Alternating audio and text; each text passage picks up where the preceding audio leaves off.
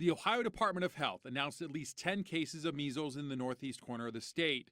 9 of those are linked to one person. That's an example of just how quickly an outbreak can occur, which is 3 or more cases. And so because of just how infectious measles is. Dr. Fagan says to prevent these types of outbreaks, an area needs around a 95% vaccination rate.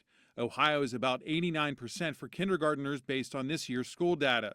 Dr. Fagan says while most kids or adults will not suffer long-term health effects, a significant number will. Measles was responsible for up to 20% of hearing loss, lifetime hearing loss, a 3 in 1,000 chance of encephalitis and death.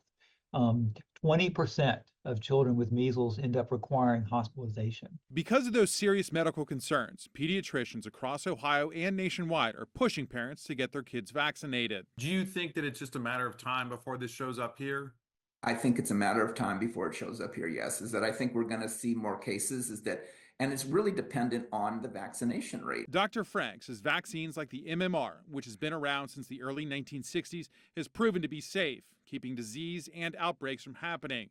But he points out the country has seen drops in vaccination rates every so often. Every time we repeat the experiment, we get the same answer, which is that we get outbreaks. So people were letting whooping cough or pertussis vaccine rates drop. We get outbreaks of pertussis. We see the measles vaccine rates drop. We get outbreaks of measles. Dr. Frank says data shows if you're fully vaccinated against measles, you're 97% less likely to contract the virus.